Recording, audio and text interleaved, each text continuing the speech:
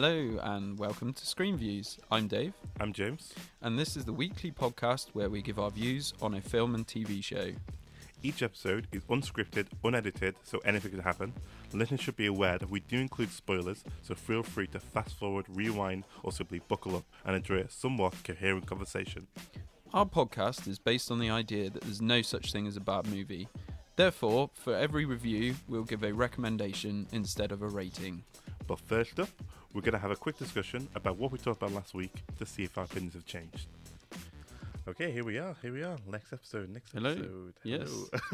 Yeah. I feel like I'm not ready for today. It's been... Don't know why. Underprepared for an unscripted podcast. Who knew it? I think it's like we just had so much heat. Not in terms of like we've not been in trouble at all. It's just in general, the temperature. Or the podcast is like, taking off. Heat in general, just weather. There's just been some weather. People hearing about the street going, "Hey, are you the guy from Screen Views?" At least 3 times a day at the moment. It's getting a bit much. It's ridiculous. So if you do spot us, we are people, and give us some room. We're with our families. Let us be with our families. So don't crowd us. Yeah. Yeah. Obviously, we play it cool, like Wes Anderson. Yeah. Cue Wes Anderson story from James. I've not said this. I bumped into web. I was in the Isle of Dogs Museum, and when I was walking out, Wes Anderson walks past me, and I can't believe no one spotted him. I'm like, oh hey, I love your work. He's like, oh well, thank you very much, and then he kept walking. It was a nice sort of nod, a nice sort of acknowledgement, it was a nice sort of appreciation, and he had his kid with him, so I didn't want to say to be too much. Yeah, it's a difficult one to How do you read? Because you want to stop and have a chat, but you also don't want to be one of those annoying fan boys. I also bumped into a guy I really like on Sherlock the other day on Sunday. He plays one of the scientists, and he really annoys Sherlock, and Sherlock really annoys him. And I really enjoyed his character in it, and so I just went up to him. He's at the train station. I said, "Do you want to say I thought you were great in Sherlock? It's a shame it's not around anymore because I really enjoyed your character." And he thanked me as well, and then we moved on. I think it's just enough. Just enough. Get to say, the right hey, amount. By the way, thank you very much. Yeah. I like that you were saying that Wes Anderson was dressed how he would normally dress as well, to impress. It's like it was a perfect disguise for Wes Anderson exhibition. No one expects Wes Anderson to be there dressed as Wes Anderson. It can't be him. It must be somebody who's dressed like him. But nope, I swear it was him. Yeah. Whenever I see celebrities, I don't know their names. I can never remember their names, so I'm like, I can't go and talk to that person because I don't know their name, and it's really offensive. You go, "Hey, I liked you in that thing that I saw you in." I do all the time. I bumped into someone who, a couple of weeks ago, I bumped into someone who used to be in Teachers, a mixed race girl and a mixed race woman, and I like. She's been in quite a few things, including Doctor Who, and so I just said, by the way, I really enjoyed your work. No, right, yeah, short and sweet. Yeah, cool. Yeah, that's just how I does it. All right, so. We should probably get on with the podcast. Yes. So re-review. We're looking at TV Lost in Space. Yeah. So I told my flatmate about. I said we're doing a review of Lost in Space. He goes, "Oh yeah, I love that show." And it's there is love out there, but it's you're not clearly not. Yeah, it's clearly not. It's not universal. But from the initial reaction from my friends and then the initial reaction from you, I just felt oh my god, what have I done? Have I? I don't know. Do you know when you like something and it's no one else likes it? I don't know. It's so well, that's what the sort of phrase "guilty pleasure" comes from, isn't it? Yeah. Or is it no? Well, that's more when you're embarrassed to like something. I think this is because be a you're guilty afraid pleasure. of But I don't believe in guilty pleasures. I think it's just either you like it and just like it, James. Don't feel guilty about it. No, just own it.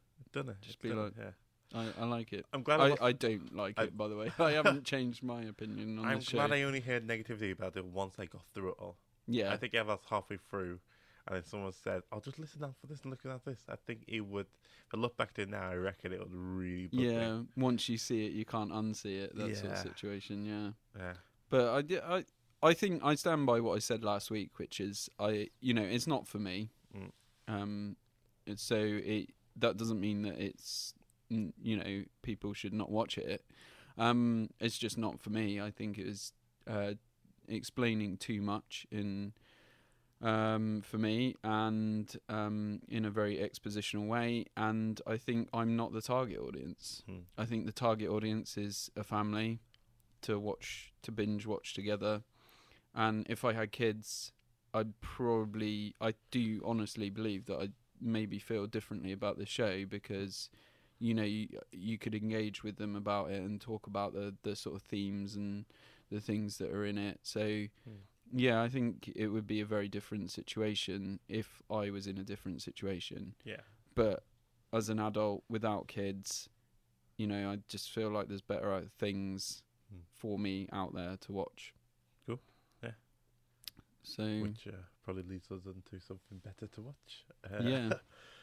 Without getting interrupted. Yeah. So we got someone poking their head in, and just saying, "Hey, is this where they filmed the ultimate?" Is this where Scream Reads is recorded? Wow. Oh my god, I'm such a big fan. Yeah. Hey guys. Yeah. Okay. Yeah. So we should probably move on to Westworld. Yes, Westworld. Yeah. Okay, how can we... So Westworld is available on Now TV at the moment, or Sky Atlantic. Yeah. Season 2 is just out. Season 1 is only up there, both Sky Atlantic and Now TV, I believe, for another 15 days. Oh. So okay, so if you've not seen Season 1, you need to probably stop listening to this. Yeah. Because we're going to reveal some spoilers and come back to this once you've seen Season 1 and maybe some of Season 2. Yep. I think it is really important for the show to not have the spoilers in front of you before you watch it. I think that'll become clear when you see it, if you haven't seen it. If you've already seen it, then you'll know what I'm talking about. So how can we... But just before somebody turns off, how could we describe this show for somebody who's not seen it? It's a difficult one. Of Shawshank, the exploration of Lost, and the storyline of Blade Runner. I think. Okay. Them all things smashed together. You're right. If you always want to see a Lost, Blade Runner, Shawshank Redemption hybrid, then this is your bag. Okay. That's quite abstract. Less abstract would be it's a show about a world where customers can go to become a cowboy or persona, whatever they want to. So it's like a theme park for adults where they can shoot people. They can kill people in multiple different ways and get their sex on with the people in the world. Would it, I suppose they're robots or cyborgs. Is that giving too much away, saying that to somebody who hasn't seen the show? I don't think it is, because that premise is sort of set quite soon. It's in the first episode, I think. Yeah. So hence the title Westworld, because it's going into the Wild West, that sort of thing. It was originally was it a film originally? I think so. Yeah. Yeah. Yeah. And then so this is a remake. So I guess we should maybe start with Season 1. Yeah. Because I think Season 1, you have to kind of see Season 1 before seeing Season 2. You can't just jump in at Season 2. No. Otherwise you won't have a clue what's going on. So you need to go through that process, see the first season before you watch Season 2. And I suppose at the start of Season 2 it doesn't really explain that much.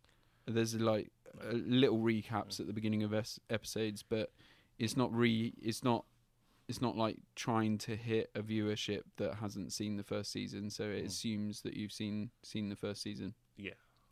So I saw the first season a while ago. You've just watched the first season, James. Yep. What's your initial reactions to the first season? I thought it was interesting.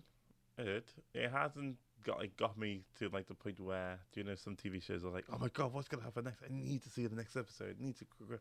Okay. I know I'm like minority on that because Yeah, I know a lot of I was people about have to say, like, it's oh my like God, the yeah. most underwhelming reaction to season 1. It's enjoyable. You said like it's definitely not like because I was watching it in the background and I found a comfortable pace of watching it in the background and going back to it. And for me, it's sort of comfortable, very good, high end background entertainment. I have sat down and watched them, and I have also had them in the background, and I felt like I haven't really missed my experience of enjoying it. In my enjoyment of the program hasn't differed from giving my full attention, giving it my half attention. And that is a compliment for something to be exciting, but even in the background is kind of good. Did you know about any of the twists before? Has anybody spoiled anything? No. Well, I just watched the advert of. So were you like, oh my god, when the twist happens? No. Oh. Well, the in terms of because I always suspected. So we're going to talk about we now warned off people against the So second spoiler warning. Yeah. Here we go. So this is the spoilers coming right now. In terms of like the idea that someone could be a replicant and not even know it, or not a replicant, but you know what I mean. It's sort of is a theme which has been highlighted beautifully in Blade Runner. Yeah. Someone who's a human without knowing it, he thought he was a replicant, and like I thought that was kind of cool. And so when watching this, I was thinking, I wonder if a main character is actually not real. Yeah, because that makes sense. You're given spurs to these characters like Beatrix But that's not the oh my god twist that I'm referring to, James. Yeah, because I sort of think you sort of get drip fed that, don't you? Yeah. The Bernard twist. So that's sort of coming. You can sort of see that. But there's another big reveal. In terms of that woman is merged with like the villain of the woman is. Well, maybe was it just me? Was this just me? So the bit where you realise that Ed Harris is actually William. They're the same person, and the timelines are actually. So what you thought you were watching in the present is actually the past. As soon as I saw the picture, because they hint the picture, and like you see a picture of someone in New York. Oh, do you? Yeah, and he said like, "You're married to my sister." I was thinking, okay, that's a picture. Okay, that's obviously in the past, and so I knew that was sort of like, I got a. Oh, was it just me then? Yeah, well, am I the only person? I already saw that coming. This is amazing, and I do like it, but also didn't like it because I am a huge fan. So much of a fan, I have been to look up his name. I am a huge fan of Jimmy Simpson. Yeah, Jimmy Simpson. Yeah. Who plays William? Yeah. He has not done. Well, he's done spurts of stuff here and there. Yeah. But I've never seen anything that I don't like him in. Even if I don't like the film, even if I don't like the product. He's he's quite charismatic. Yeah. He's in House of Cards. Okay, cool. Which is like I thought he was amazing in a Black Mirror episode. I don't think I've seen that yet. But yeah. And so to see his character, and it's great. As more in terms of when Ed Harris was talking about the journey of him and what he did, I thought that was interesting. But it would have been good to see that over a couple of episodes. Not the So we saw who he is and who the woman knows him as, but and then Ed Harris starts talking about his journey. It's sort of like basically you've spanned out this character in a good like 2 or 3 episodes. And now you're like, in like one episode you go, and then he changed. And now he's the heartless person. And he's that heartless person as me. And it's sort of like, I was like, yeah. It didn't really shock me that much. Because I knew about timeline-wise. But they just took out the middle. I mean, that's quite interesting. Because because you like once you know that William is Ed, you know that he's gone through this process of becoming like the Man in Black, and he just goes, you know, he's done that through his multiple journeys to Westworld after he sort of breaks from Dolores the first time. I think they've started to weed some of that into season 2, so you're sort of starting to see bits of him being an asshole post the events of the first season in season 2. I'm glad he's still in there. I'm glad he's like still cast him, and he's not in it enough, and I don't think they've really developed his character enough. But I don't know. So it's interesting because like the first season for me like was really gripping, and I didn't watch it as a sort of background show. I kind of binged it. I thought it was amazing. Like I really enjoyed it. I don't think it's like, you know, on the same level as stuff that I would hold high up, but it was getting there. The first season, I thought it was really, really good at times and really, really interesting. Obviously, two really, really strong actors in terms of Hopkins and Harris together. Like very, very interesting. A lot of like the actress who plays Dolores, very interesting. You've got Thandie Newton in there as well. So James Marsden.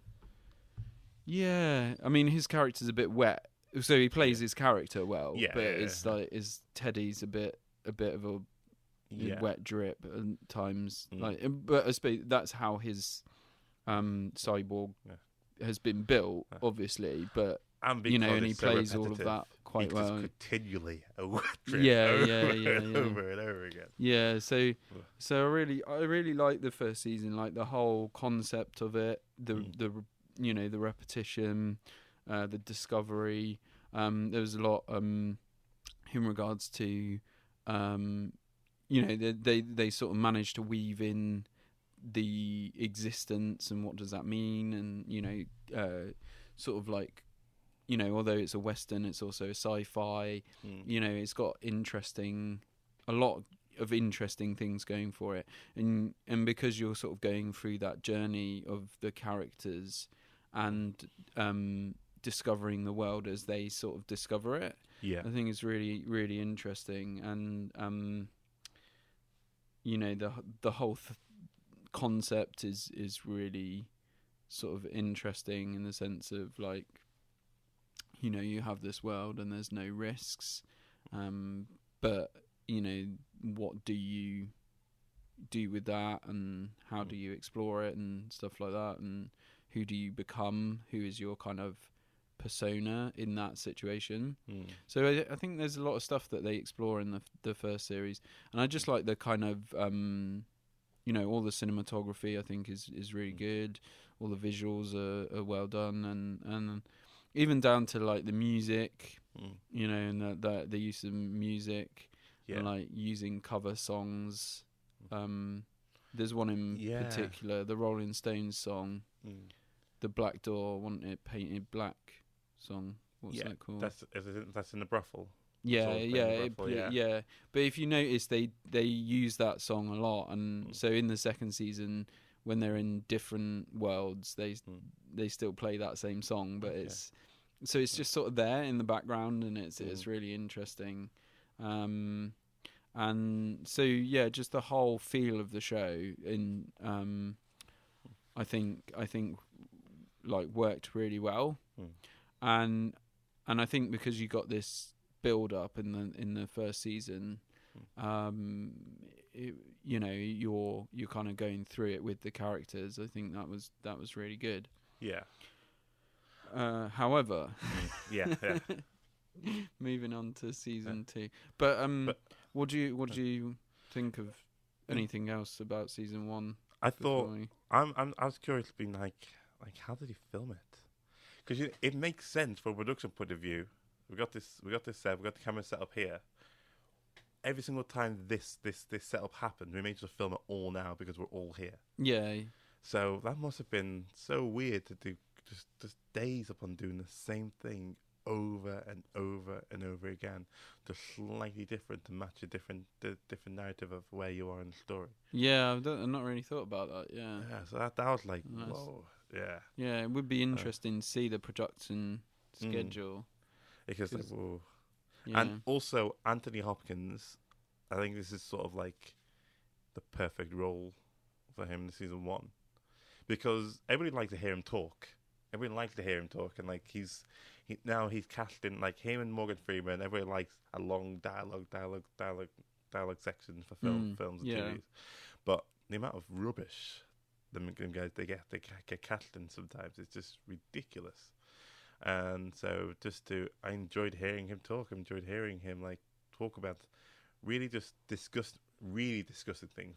Like thinking, I've listened to what you say, but how about looking at it this way? And like, I like the way you're thinking about it this way, but how about you change your perception and just look at stuff this way and look at stuff this way? And I kind of like the way it's sort of like his sort of dialogue helped people to look at stuff differently. I know he's sort of helped the audience thinking, well, this is what you normally think, but how about you think about it like this, and how about you think about it like this? And so I think in terms of the first 2/3 of season 1, I really enjoyed his character. Once the storyline started kicking in, and like in what people's true things are, what people's true identities are, start kicking in, I started to enjoy his character a little bit less. But when he's just waffling on, I really enjoyed his character. In terms of, I just thought all the little things, like I noticed, I knew about the time thing because of the picture, and in terms of like Dolores being the murderer, the villain, I thought that was done a little bit cheaply, because I don't think they put enough steps in. Why am I noticing all these steps for everything else, but with this one they're not really putting many steps in? And right, because you saw a different person being that villain. I know that her consciousness was merged with that person's consciousness, but I don't know, there wasn't enough hints to suggest to see she's actually the villain. She becomes the villain. Yeah. But I think that's part of the twist, though, isn't it? The timeline twist. Yeah, but you're gonna make everything obvious. Yeah. You're gonna make this like most of it's obvious. It's just not. It's not consistent. Yeah, I didn't. Yeah, so it's funny because like in my head, I remember watching it and not seeing stuff coming and just being like, "Whoa," because you think there's a twist. You think you see a twist coming, and then either that twist happens, but then you're like, well, like that's it, and then another twist comes. So maybe it was just, maybe I was just didn't. I think I've been fooled before by something like this. Yeah. I think I've been fooled before. I think I just thought like, okay, all right, I've got you this time. I know what we're doing. Yeah. Yeah. I thought. Yeah. It's just sex, right? That's what the majority of people go there for. I don't think so. I think that's part of it. Yeah. I think the whole story is sort of explained in a way is that you can just go there for sex and to get drunk in the Wild West and sleep with someone in a brothel. But there's different tiers to it because it's like a game. Yeah. There's different tiers to the level of difficulty that you can go and adventure. So I think it's that thing that, you know, there's always characters coming in who call you on a quest, and it's up to you whether you accept that quest or not. Yeah. So is that idea that the more that people maybe go, the more adventurous they become, and the more they start to explore expand their horizons of what the world actually is, and then it doesn't become about sex. It becomes about what I think Ed Harris starts to talk about. I don't know if it's in season 1 or season 2, but about how it's a world where you can almost become your true self without consequences. So it's that thing that where like I think he talks about it in a way that like humanity has always kind of explored this idea, but they have it's like a devil's playground basically. That you can essentially go there and be whatever you want, whoever you want, and there's no consequences. I didn't understand. I was trying to work out the loops. I get it. So when someone dies, they collect them, they clean them up, put them back in a loop. But if a character is with a guest for more than it's not like every day resets, because if they're with a guest, their storyline continues until they die. So I don't think it's that. So I don't think everything would happen every day. No, I think sometimes it's sort of because they're doing it quite often. It maybe feels like that. But I think the idea is that, you know, if they go on a quest with a character, that character's out of the game until it happens. That character dies, or the quest ends, or the customer leaves, or whatever. I think that's the kind of idea. So there's like multiple quests going on at multiple times, but it's not fully explained in the sense that you could, you know, are there multiple versions of each robot cyborg? What do they call them? They don't call them replicants, do they? No, hosts. Yeah. That's it. Yeah. So there's it's not quite been fully explained if there's multiple hosts, but you kind of assume that there's not, because we haven't had a situation where two hosts, a host sees themselves, a multiple version of themselves. So I think the assumption is that if they're on a quest, with until that quest ends, and then the loop starts again. I got really annoyed with the first season because I weren't sure. At first, I tried to work out, is it virtual reality or is it not? And then you get to see William's story, and they actually physically walk into this environment, and thinking, okay, so it's not virtual reality, and what did I think? It's Then you kept on being cut to Dorothy. Is it Dorothy? Dolores. Being interviewed. And I kept thinking, how are they dragging her from her quest to be interviewed, dragging her from quest to be interviewed, but now I'm realising, it's a flashback for when that guy was actually the maker, and that's his conversation with her. Just the early, it's where they were developing the park. Yeah, but I'm like, that's annoyed me so much. That answer isn't good enough. It's not good enough. Okay, it's been bugging me. For me, it's not good enough. Yeah. We're getting into season 2. Oh, sorry. It's good to talk about season 2. Yeah, we can. Yeah, I think go on. Yeah. Going into at the end of season 1, it's not truly clear if you could look at it as in like Dolores had full control and this is what she's going to do, and this is what she murdered and there was just a failsafe that Anthony Hopkins' character has anyway. Yeah. Or if he knew that she was going to do that, and that's why he was saying this speech of this, because you look at that speech in two different ways. It could be like a suicide sort of note, and him saying, well, that's like... Yeah, I think that's what I sort of took it as, that because he's set this game in motion, hasn't he? Yeah. Where Dolores can basically become who she wants to. Yeah. But it's also he could not be saying that about Dolores' storyline. He could be saying it by the mistress's storyline, because someone has altered her code to break loose. Yeah, to do that. But who set that? But Ed Harris was there, wasn't he? And the whole idea is that Anthony Hopkins has set up this like last game. Yeah. Where the stakes are real. So I mean, that's one thing that's not quite fully explained, is how at one point if a host shot you, you like nothing happened, and now suddenly the bullets are real. Yeah. But it's like, where are all the real bullets come from? Yeah. Where's all the ammo? I think. Yeah, that's not explained. Yeah. It still hurts you, but it doesn't. So it physically hurts you as well. That's why I'm confused by how much of it is it a part of it virtual reality, because the gun physically finds something to hurt the guest. Yeah, I So think do they the were guns just have like two duds. different settings?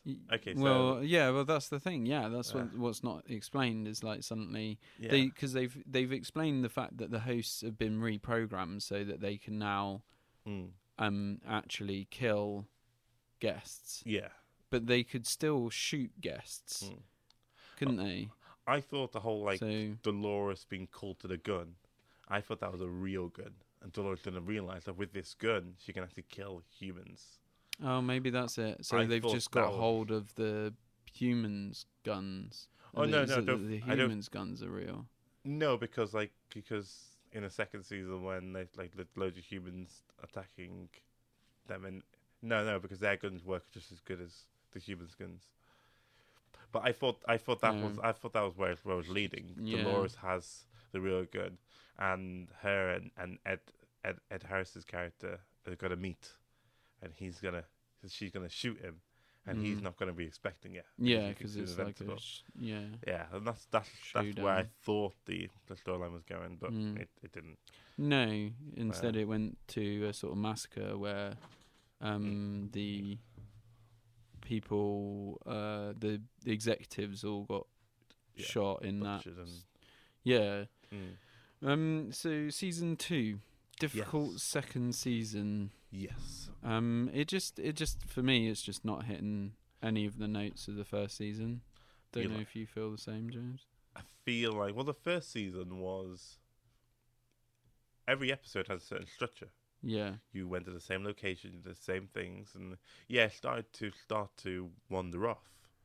But a lot of the mystery storyline in the first half of the season, you're exploring the characters within the same settings, and in the second season, you're watching the characters explore different settings as well as exploring the characters, and so it looks a lot different. And you brought in a lot more characters, and you're asking a lot more questions and not revealing hardly any answers. Yeah. I'm glad there's an actress in it which is sort of like, she's a scientist, and you think she gets killed in the first season. Yeah. Sorry, that's me rattling my keys. Just trying to make as much noise on this episode as possible. You're in like a rebellious podcast mood. I am. Shannon Woodward. She spells Ellie's Hughes. Oh yeah. So is she she was the one that discovered that somebody was trying to get Data out of the park in the first season. Yeah. And then she pops up with Bernard in the and so second. I sort of like when she went to the first season, thinking, I like that character. But then I'm thinking, well done for killing a character, especially off screen killing as well. Somebody off. Yeah, well done to you, well done. And then the second season, it's sort of like, I'm glad she's back, but you've clearly got no backbone. I'm still alive. Yeah, I'm still here. And the explanation was, you left me here with protein bars and a bucket. So like, okay, all right, that's. But for how long? Yeah, do we know? Yeah, and you think like 20 minutes? I didn't see when you saw that scene. I didn't see any founders or any loads of empty wrappers of protein bars. Maybe I didn't look back, but I didn't see someone who's been captured. It does. Yeah, I just think the second season, and I don't know what's going on, but it's a far away in terms of quality than the first season. Almost to the point where I'm considering putting it down. Yeah. Like not as in. Yeah. Killing it, but just like not watching it, just because I don't know. Like I think they made a mistake. I think what would have been interesting is if they'd started with the other worlds, and like I was talking to Rach about this, and she completely disagreed with me. But I think it's a good idea. I think they could have marketed it as if Westworld was done. That we're not going back there, and we're going to focus on the other parks. So there's the kind of the sort of safari India bit with the tiger and the big reveal of Ed Harris's daughter. Yeah. And I was just like, yeah, totally see that coming. And the slowest reveal as well. It's like 5 minutes. You're Yeah. still with the sun. Come on. It's like there's only Yeah. there's only 2 women who survivors in this world that got that sort of stature. So yeah, so I sort of think so. You've got that world that could have been quite interesting to explore that and set up some new characters. And then obviously at the end of the first season, there was a massive hint to the Shogun world. Have you got up to that episode? Yeah. At the end of this episode, it's sort of like, yeah, I'm pretty much. I haven't not that much. So you've not seen the Shogun. So no, the episode that I've just seen is all in the Shogun world. So I'll maybe try not to give too many spoilers. You can do it, like I say. You're not bothered? I'm sort of the same thing as you. Yeah. I'm sort of like, I'm getting to a point where it was sort of like I say, I wasn't really that amazed by the first season. I thought it was good entertainment. I got a lot out of it. But in terms of the younger William character, I don't really like his character anymore. In terms of Anthony Hopkins, yeah, we get a few like voice quotes from him now, but it's not, he's dead, not really in it. Yeah. In terms of Bernard is like bumbling around in the desert. Yeah, I like for, Bernard like, when I days. thought he was a human. Yeah, I liked him him as his human character, and all of a sudden now he's conflicted, and now he's trying to. Now I just don't really connect with that character anymore. But he literally was bumbling around in the desert for like 3 or 4 episodes, shaking his hand and everything. And then, like, I mean, it got better because obviously he got better, so now he's like him again. But it felt like a pointless sort of like. Yeah, like what was that adding to the story? Like not really that much, and that's why I used the phrase bumbling because it just like. And then what else is going on? Like Ed Harris's character is well, I mean, he's sort of saving the show at the moment. Yeah. I don't know. I just not really that bothered. I did like I can't remember her name. The mistress, the brothel mistress. Maeve. Yeah. So Thandie Newton. I when she got on a train, I think she's going into the world. Ooh. Yeah, into the actual like human world. This would be interesting.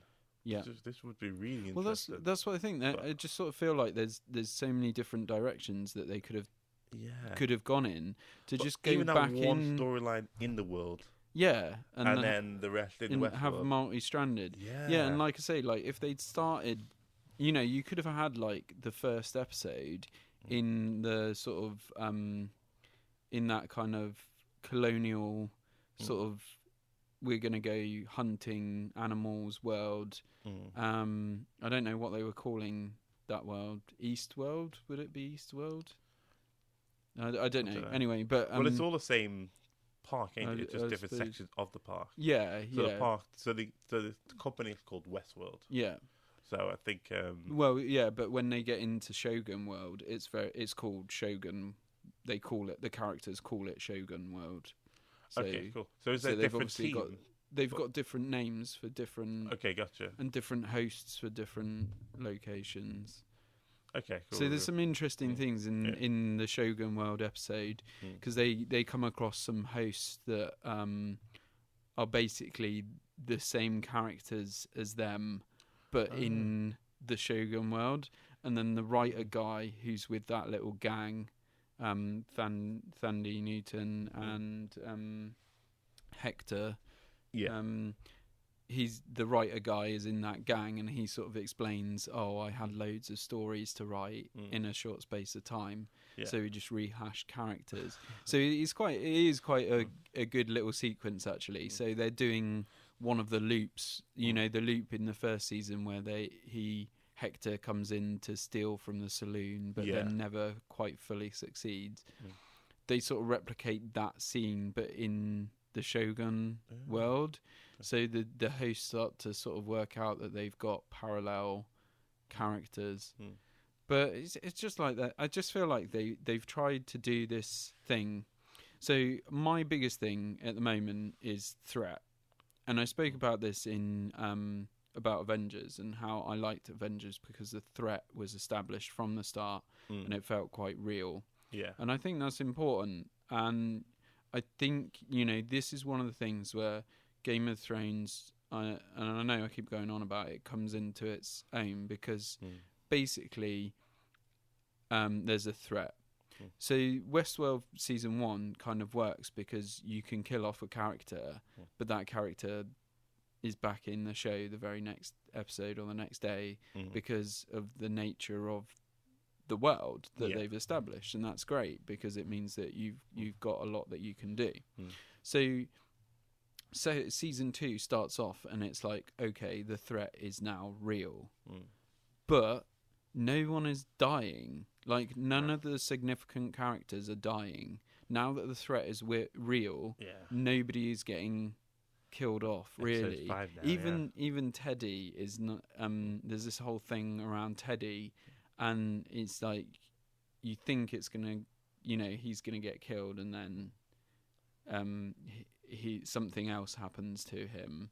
So, well, I suppose you're not bothered about spoilers. So he gets reset by Dolores. Yeah, so that covered it. So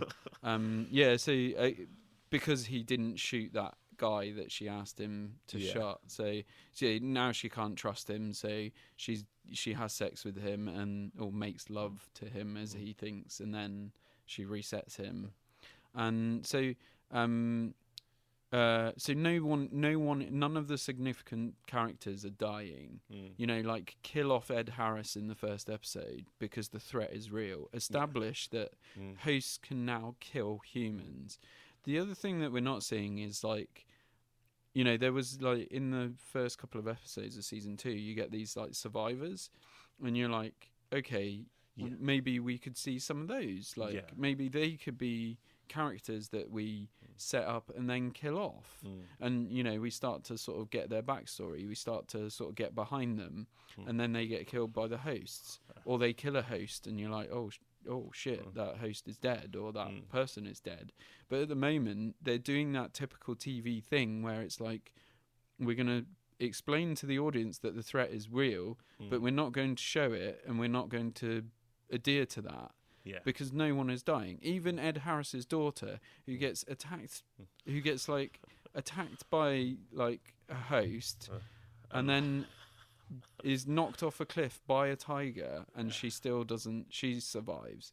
So like, even like without a scratch on it. Like and so even characters like that, they're not. Then it just kills somebody.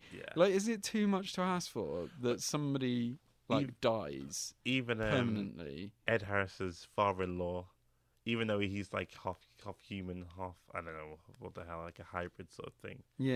Even I couldn't stand that storyline. That whole episode. That episode was and it's a shame because I think that's a really good actor. He was. Really actually, to be fair, the acting.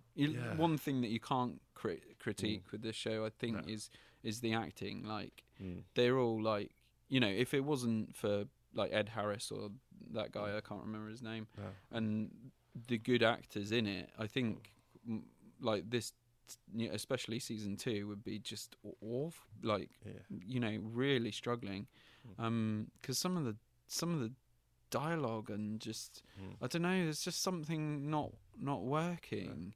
I don't understand why they're still in Westworld, because Dolores wants to. She knows how to get to the real world. She knows. Does she? Well, she sort of knows. She sort of knows through Bernard, doesn't she? But doesn't quite. I don't think she quite knows how it all works. But she's too busy being this like badass and being like, I'm gonna own this world. Yeah. At least with the first one, you've got like the maze. What's the maze? What's the end of the maze? At least we know that something's coming. We know what they're aiming for. But this whole like sort of like this sort of like paper thin sort of like, we're just gonna own everything. Like, you're killing off your own people. Like, not everybody's meant to survive. You make up the rules here. That's the other thing, that like they could have been a really interesting sort of storyline about human, what it means to be human, and how the hosts are targeting humans, and and how the hosts test to see if you're a host or a human, or and they could have done some like really like quite horrific sort of torture stuff with humans where they like rip the back of their head out to see if they're a host or not. I mean, in terms of like in the first that could episode, have been someone guts her and say, "Look what's inside." I'll be really interested in seeing the reverse of that, saying, "Okay, if you're all human, we'll test on you the way I was tested." Yeah, because she remembers everything as well. Yeah. Just like. Make it interesting, guys. Like, try and engage, like, the stuff that you're like setting up. I don't believe the connection about I need to find my daughter. I did at first. I did believe that sort of passion and sort of storyline. But now I just don't really care. And also now she knows what the world is about. Why is she holding on to this premise that she has a daughter? Yeah. Like, surely she's she's the most intelligent host, but she's not intelligent enough to work out that the story around her daughter is all fake. I don't understand why it's taken them so long to get there. Well, no, that's the other thing as well. They got lost. This was the thing. They got attacked, didn't they, or something? They got lost, basically, because they got attacked by the Native American. Yeah. Nearly like. Well, this is made a world. They could name anything. So. True. So the Native Americans attacked them, and they ran away, and they went underground. And then they were like walking underground for like what felt like about 3 episodes, but I'm pretty sure it was about 5 minutes of an episode. So they walked underground miles and they got lost. But then they bumped into Tattoo on the snake. Hector's girlfriend from the story, and they then went back up to what they thought was Westworld. With them, but they're actually in Shogun World. Yeah. So they got lost basically because they got attacked by the Native Americans. So I think they were close, but then they got sidetracked. So I sort of think that's kind of explained. But what's really not explained, I don't know, what was it? I've lost my train of thought. Is that why it took them so long in the first place to get to where they need to. Someone messes up in Westworld, pause, and then people are there straight away thinking, "Oh, what's going on here? Like, this is, you acted weirdly. That's why we brought you in." Thinking, "Whoa, how can you?" You're saying as soon as you see something wrong, you can pause it and have people in a certain area straight away. But so there must be transport underground to try and get you to. Yeah, I think there's those like underground.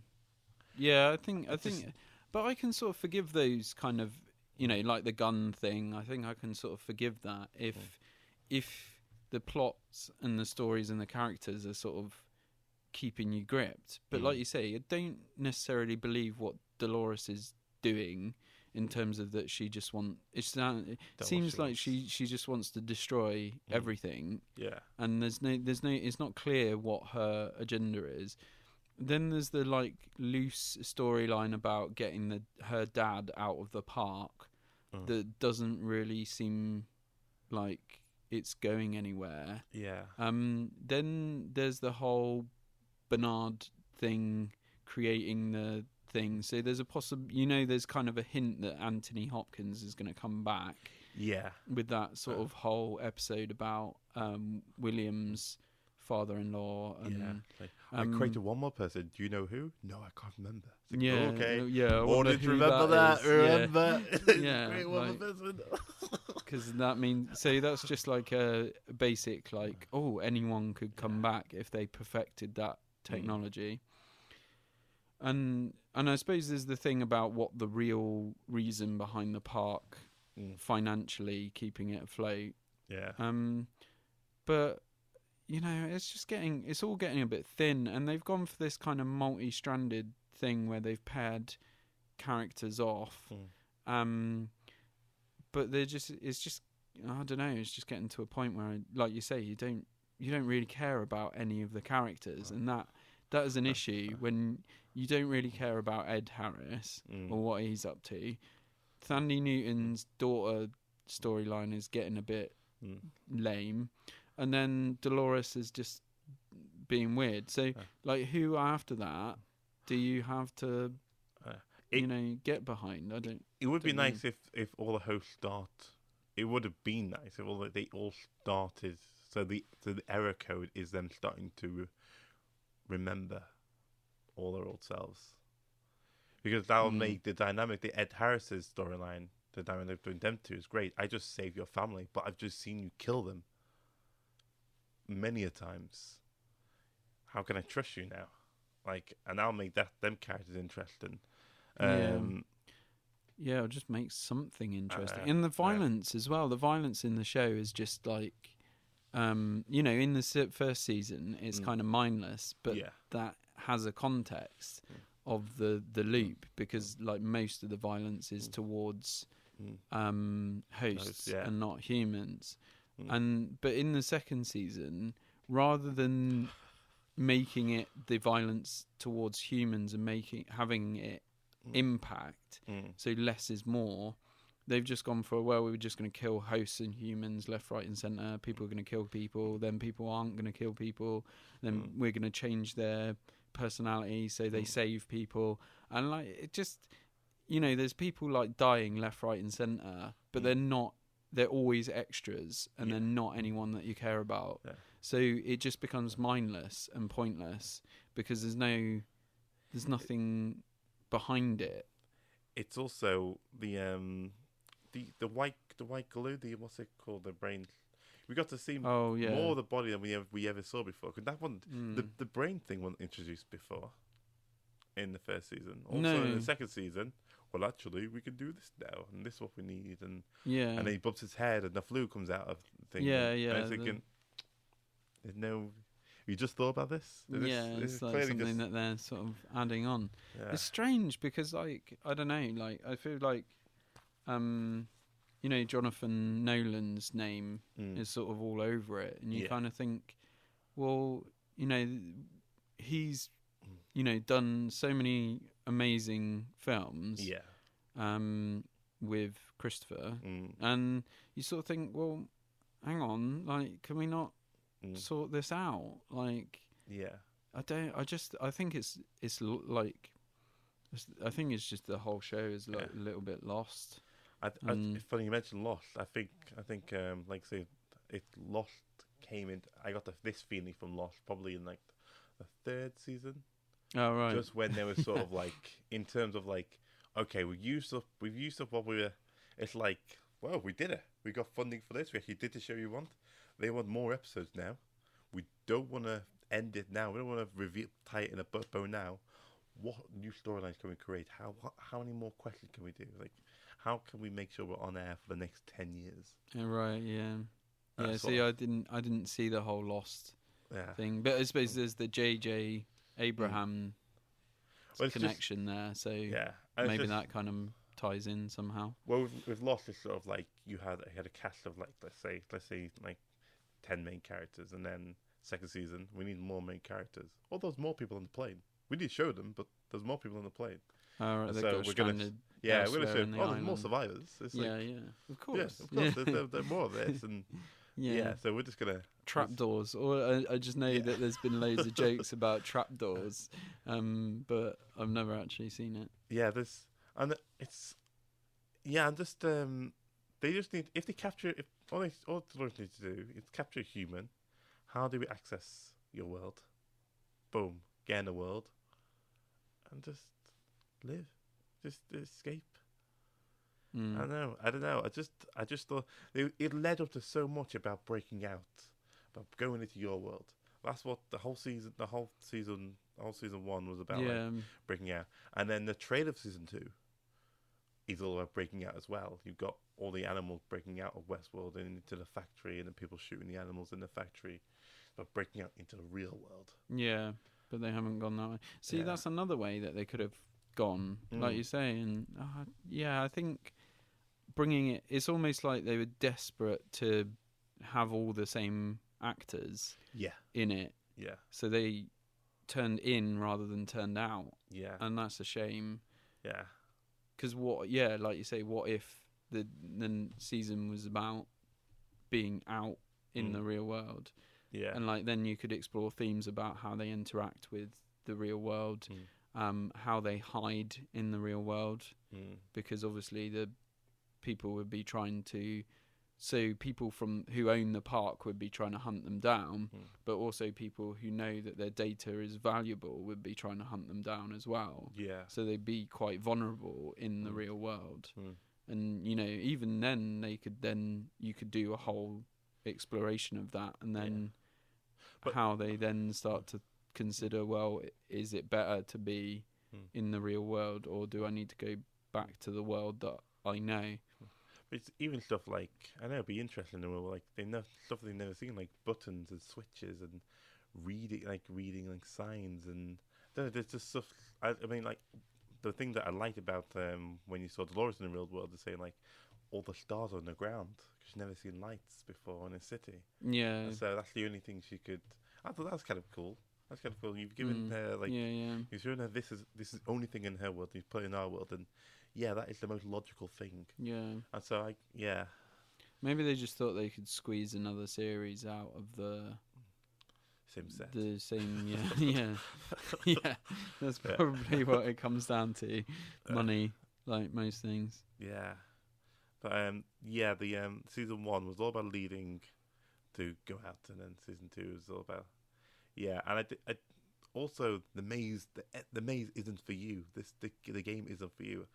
I kept getting sick of hearing that, because I get it's the maze and metaphor of the mind and locking the mind, but I just didn't think it didn't really pay off for me. Oh, right. Well, I think for me, season 1 had payoffs, and I really enjoyed it, and season 2 has just been a massive letdown so far, unfortunately, which is a shame.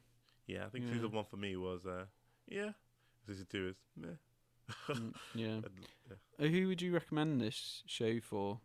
Well, I know loads of people love it, and so even though I have more of a negative view of season 1 than you do, I know I'm in the minority. You want to recommend it for people who are fans who want to see Shawshank mixed with Blade, and what was the other thing? Shawshank Redemption, Blade, the newest Blade Runner, and what else was there? Shawshank Redemption, Blade Runner, and Lost. Oh, right, yeah. The exploration of Lost, the humanity of Blade Runner, and the feel of Shawshank Redemption. Yeah. I think. So, I think that sounds good. That sounds good. Yeah. Yeah. I think after, if somebody's still listening to this, they haven't seen the show, they might be like, "Do I want to see the first season? I know all the plot twists." The first season is very consistent. Yeah, if you see the first episode, you'll probably if you love the first episode, you probably love all of it. Yeah. Very consistent. You can give the second season a go. You might like it, you might not. We haven't really enjoyed that much. I don't know if I've binged it. Maybe I don't actually know, because you have to wait a year to watch the second. Did you watch the first season? Yeah. I watched the first season quite early on. Yeah. Cool. So you have to wait a year, and then this is because usually sometimes with this sort of thing, I would expect I wouldn't mind the second season as much because I watched it straight after. It's not like you waited a year for this disappointment. I've only it's been nothing for me. Oh, this show does not know how to film for commercial breaks at all. It knows how to edit to come in from a commercial break, but leading up to a commercial break. Is there breaks in it? Yeah. It's so funny. So the logo would come up, and you're right, thinking, that's how I'm going to end it. Yeah, I mean, I'm so used to TV shows. If it's got adverts in it, there's like a little bit of a stay tuned for the next, stay online, stay watching, because this has just happened. You need to know what's happened next. That's interesting, actually, because I was talking to a friend, guy called Ben, the other day. Hi Ben, if you're listening. He was talking about how shows don't have to do that sort of thing anymore, because like everything's kind of streamed. They just film it, and they're not writing towards a commercial break, or they don't have to make sure that there's a beat every so often to keep people wanting to stay tuned after the break. So I mean, I think Westworld for me is in that bracket. I do agree with that. I do prefer if there's no commercial breaks and it's just written as like one long film. Yeah. However, we watch on Now TV, and it shows you where the breaks are, because it goes silent, the logo comes up, goes away again. Right. Okay. And then it leads into it's sort of like, so basically the next scene sort of like eases you into it. And so the next scene is kind of like, I can see how that's designed to come back from a commercial break. So they've done half the job. Like you either don't design it for a commercial break, or you design it for a commercial break. Maybe if you saw it on DVD, maybe it'd be slightly different experience. Maybe. Yeah, but I still think the way they cut, maybe they cut the scene. They cut. It's the actual, a few seconds more. I don't know. It just seems just abrupt. Yeah, the every single time. Yeah. I've seen it on every single episode now. Oh, right. It's like, damn, boy, just give me some heads up, because the scoring is amazing, and you're guided through this. I mean, how the music in this series is amazing. Yeah. And I was in the background. It weaves in each of the storylines, and it just makes it easy listening. But when you suddenly cut to silence, I'm just broken out of it. Thinking, jeez Louise. I mean, this is what the audience is feeling. Yeah, I think it's that thing.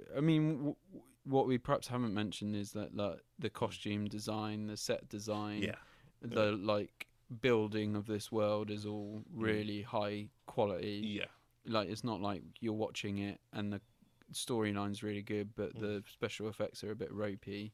So it has got that going for it. It is a quality. It's well directed as well. I think. Don't know if it's filmed in it is filmed in a studio.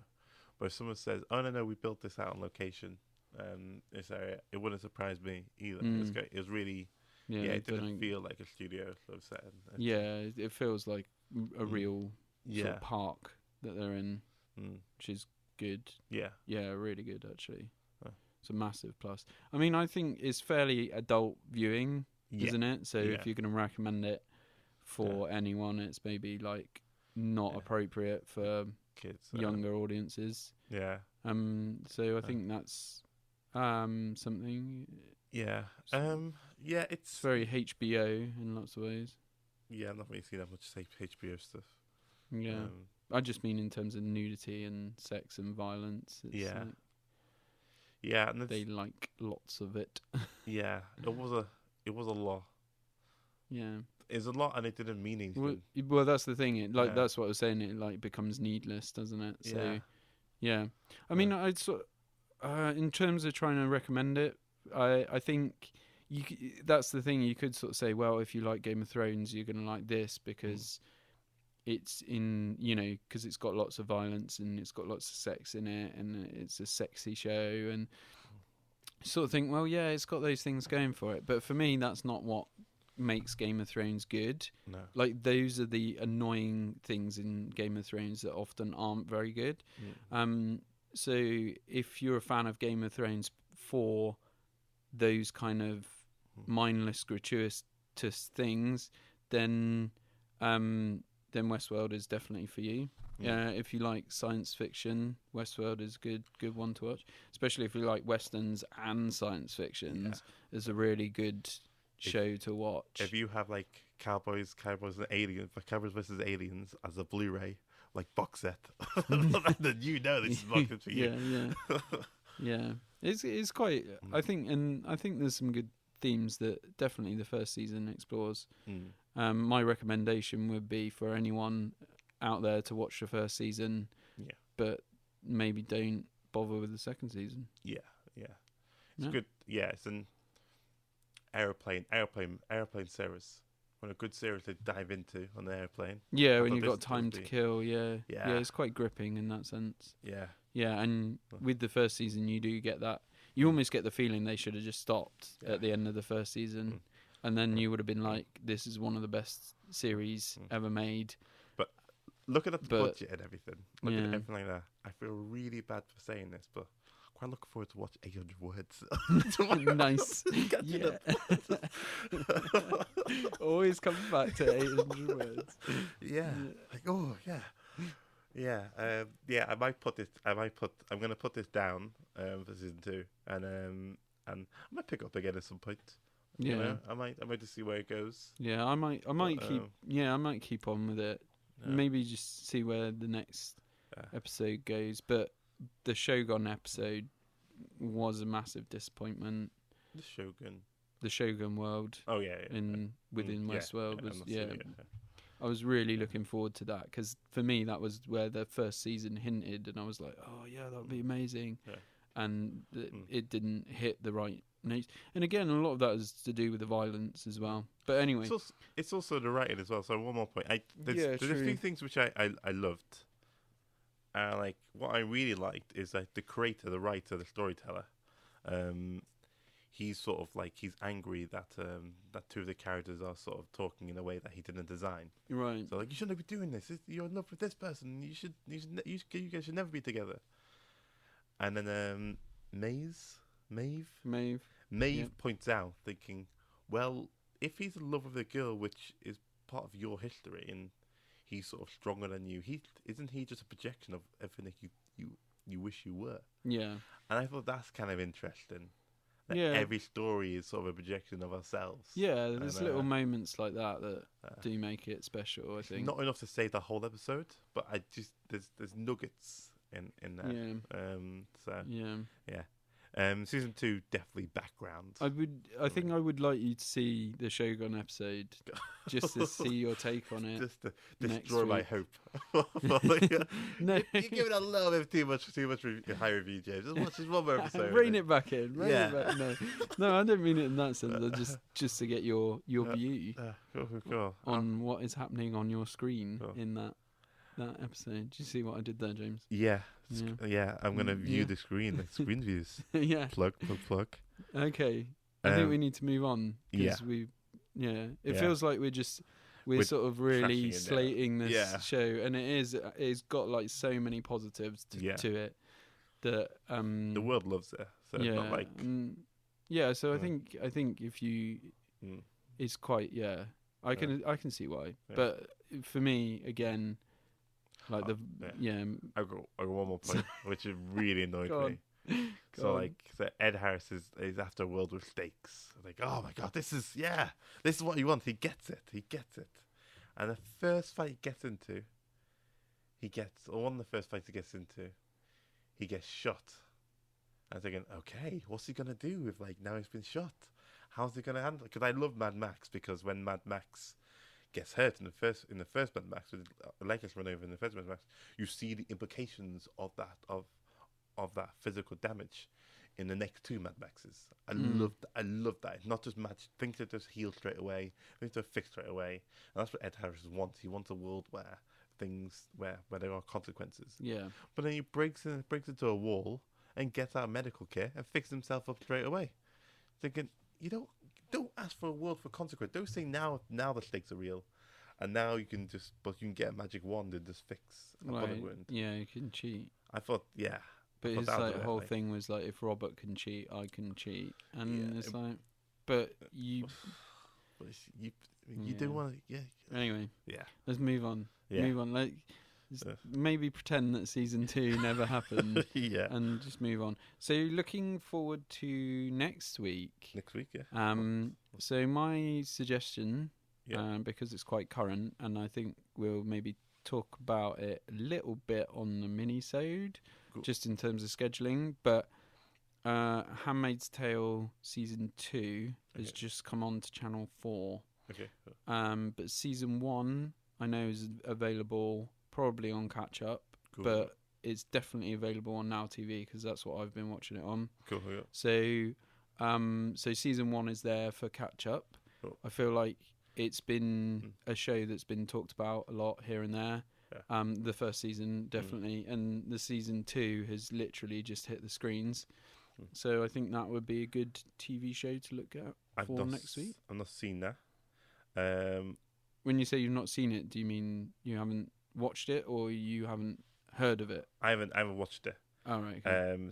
But what I did do, I watched. So you know Old Boy, the director of Old Boy. Well, the new one or the old one? The old one. The old boy. Yeah, the good one. Boy. Yeah. I haven't seen the new one, to be fair, but so I shouldn't maybe Yeah. judge it. But But he released a film called The Handmaiden, right. and I went to see it. Blew me away, and I told people about it. I said, "Wow, look! What's this film?" And people went, "Oh, you did? Oh wow! Well, what are we watching? We're watching Handmaiden, right? Sorry, the TV show you wanted to watch Is A Handmaid's Tale. Handmaid's Tale. Yeah, so I told people I watched Handmaiden, and people assumed I watched Handmaid's Tale for some reason. Oh, the TV show. The TV and show. then you had this confused conversation. Yeah, and it's sort of like... I did wonder where you were going with the old boy. I was going on... And that's the first time I heard about Handmaid's Tale. I thought for a second you were going to say that the guy who directed Old Boy, the original, directed... Yeah. No, I would have been like, whoa! But no. He's only directed one film with American actors. It's called Stroker. Right. So, okay. Yeah. So rein it back into TV. So in terms of what I know about it, you watched the first season, so no spoilers for you. I don't really know that much. No, I mean, to be fair, I haven't seen all of season 1 yet. Okay. I've just started watching it because season 2 is coming out, and I was like, I really want to see it. So I've been wanting to watch season 1 so I'm about 3 or 4 episodes into season 1. Cool. So I'm gonna try and get through it by next week. Cool. Yeah. I'll get through it as well. So I think with our reviews, we're sort of doing a lot of season 1s and season 2s at the moment because we're fresh to the podcast. I'm guessing when it comes to next year, we'll be doing maybe season 3. Yeah.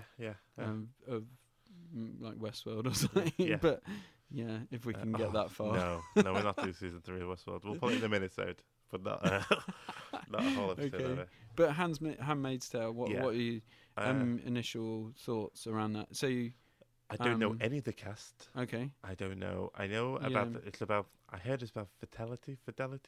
Fertility. Yeah. Yeah. Do you like Children of Men? The film. Yeah. Yeah. Similar sort of setting. Cool. So it's like a kind of. So the premise is that it's set sort of slightly into the future, but it was written in the 80s. So the book was written in the 80s. So I don't know whether it's supposed to be like present day to us, but it's kind of like an alternate future. I'm not, because there was mention in 2015 in one of the early episodes. So I don't know exactly what year it's meant to be. But anyway, yeah, the premise of the show is that fertility has dropped massively and people can't have babies. Yeah. But then, so as a result, society has changed in quite a big way. Yeah. And I don't want to say much more than that. Okay, cool. I think, so a lot of interesting themes in there that we can talk about next week. Cool, yeah. But yeah, I mean, the book is like culturally significant. Cool. I think. I mean, I'd definitely, before the first season came out, I'd heard of the book. It was like, I think it's heralded as being quite culturally significant. The book. Yeah. It's got one of the number 1 bestsellers, which every single book seems to have. Or more like it's that book that appears on every list of 50 books you must read before you die, sort of lists. You know, because it's got that. Maybe I'm bigging it up too much. I don't know, but in my brain, that's where the book is at. It's like sort of Catcher on the Rye, sort of. You should read this. To Kill a Mockingbird. Those kind of like. Fahrenheit 24/7. I don't know. There's also one. Yes. I think I know what you mean. Yeah. So, so in my head, it's got that sort of significance. So, it'd be interesting to see what you think of it, having not really knowing too much. I'll dive into it. Yeah. And what is helpful is that Rach has read the book quite recently, so Cool. I'm getting an insight into Cool. some of the book stuff. So Nice. yeah, Nice is nice. so there might be some stuff that you might not get, but I can explain it. Does that sound good? Yeah. You up for that? I have Okay, no cool. idea what to expect, so yeah. Yeah. So look out for that episode next week. We're going to try and do it next week. I think we should. Yeah. Yeah. It's going to be difficult, but Yeah. We got a lot to Yeah. cover next week because Yeah. we need to get the film solo in. So I got a busy weekend you as can well. So. look out for the solo review next week. Yeah. Also check out the mini-sode because we're doing a mini-sode which has no spoilers. Free to watch the mini-sode where we'll talk about the TV stuff that we've covered. Yeah. And then I think next week we're going to try and do a film mini-sode as well. Okay. So there's a lot to come Yep. in a short space of time. So keep listening and enjoying, hopefully. Yeah. So do we need to check out? Yeah. We've been here quite a while. Yeah, we definitely need to check out. So. All right. All right. Well, Okay. I'll catch you guys in a bit. All right. Have a good weekend. Yeah. Bye.